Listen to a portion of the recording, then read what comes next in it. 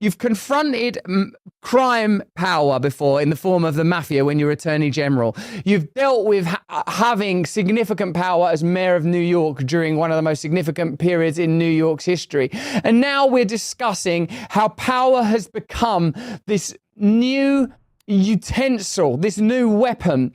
And I suppose to, in a sense, reframe my first question, I'm asking whether or not like you said, it needs to be executed. I wonder whether the election of Trump will be enough to ensure that even, say, something as personal as your case will be handled differently, or are those cogs within cogs, those wheels within wheels, those kinds of institutions and machines unable to be controlled through government? And if they can't be controlled through government, if censorship's going to continue, if lawfare is going to continue, Trump is still facing the possibility of conviction, am I right? Or at least he's facing sentencing. Like, if those threats still exist, both for you as an individual, Trump as an individual, America as a nation, but beyond that, all loosely understood as new bureaucratic power that appears to be in the service of globalism, I wonder what kind of movements, what kind of alliances, what kind of conversations we need to be having to address that. For example, with your own cases, are you confident that you are going to succeed and win and get back your grandfather's watch? Or do you believe that those kind of heirlooms and perhaps the values that those heirlooms represent might be chewed up in the cogs of a rather less delicate machine, the machinery of globalism? Wow. That's a very, very good question, and probably the challenge of our age. I am relatively certain that this will be straightened out over a period of time, and that Trump will make major inroads, and we're going to be a lot better off next year and the year after and the year after that. But if you ask me the specific question, will there be irreparable, and has there been irreparable damage done already? The answer is yes. If they succeed, let's just take the watch, and it represents a lot of other things. They can give me the value of the watch in money. They cannot give me back the watch that my grandfather had on the shores of Genoa over 100 years ago when he came to the United States, for whom I am named, and to whom he left it because I'm named for him. And they can't give me that back. Those things, they are doing irreparable damage too. And the law would usually, if we were operating under the usual Anglo-American law, the law would not allow that because it would say it does irreparable harm, and we'll stay that. We'll let them take the things that they can replace with money, but we won't let them take the things they can't replace with money.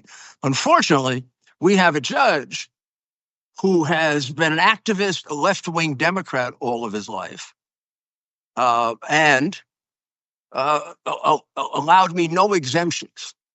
The law actually would provide exemptions for them, and he's ignored it. So I think Trump will make progress. I think we're going to be a lot better off.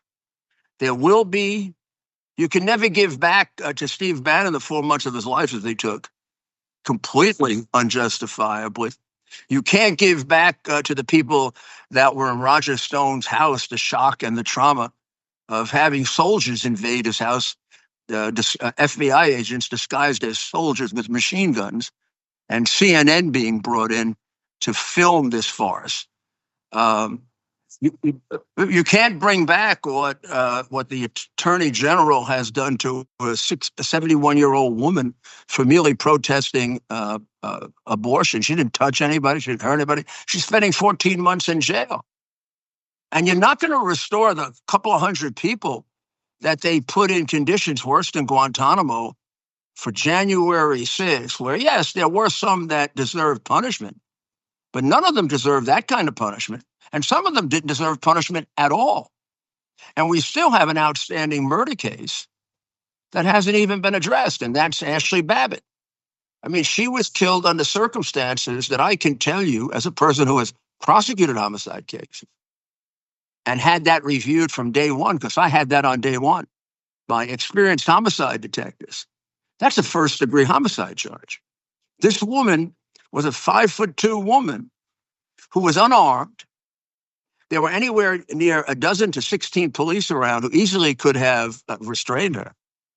And she was shot for no reason by a cop who can't possibly meet the defense of, I reasonably felt my life was in jeopardy. He had behind her, he had police officers dressed up as like SS with machine guns. There's no need for him to shoot her. He had people dressed up that way on his side. And then they hid him for 4 months. They've lied about him. And for them, it doesn't matter that there's an unresolved murder. Now, I come from a tradition in New York, the New York Police Department. There's no such thing as a murder case that we stop investigating. We'll investigate a murder case from 200 years ago if we can get evidence. Why? Because human life is so important to us. And we want to make sure that if we have a chance, if you consider murder, it's going to enter your mind that this is worse than anything else. Well, every single member of that January 6th committee couldn't give a damn that Ashley Babbitt was murdered. They actually faked and exaggerated murders that didn't take place. The police officer they gave a state funeral to died of natural causes. What an outrage. You don't think Nancy Pelosi knew that and staged it with her daughter, who's a Hollywood producer? These are things that have to come out, because if they don't, we'll do them again. And they have to be taken out like a cancer from our culture. For us, I consider what happened to us not dissimilar to the Chinese Cultural Revolution. What they tried to do, starting with Obama, is rip away our culture. That's why they burn down statues. That's why they burn flags. That's why they kneel during the national anthem. That's why they spit on images of America. That's why they falsify, like 1619, the history of America. That's why they changed statues, because people didn't do enough about slavery. But they keep the name Democrat Party, which did everything about slavery. There's no name more associated with slavery that should be changed than the Democrat Party. It was for 100 years the party of slavery. It fought a civil war. Under the banner of the Republican Party, 200,000 to 300,000 white men died to save black men. On the other side, they were trying to enslave black men. And they keep the name Democrat Party. And they try to paint us as racist because, number one, they've got a history of racism. And number two, they're practicing Marxist, the new version of Marxist racism, which was outlined in the 40s by an Italian communist named Gramsci, in which you use race for wealth or poverty. And you divide along race because they figured out we are easily susceptible to that. And we had it almost solved until Obama came along. And Obama started the racial division of America. And what do Democrats do every chance they get? They try to racially divide us. And they are the actual racists.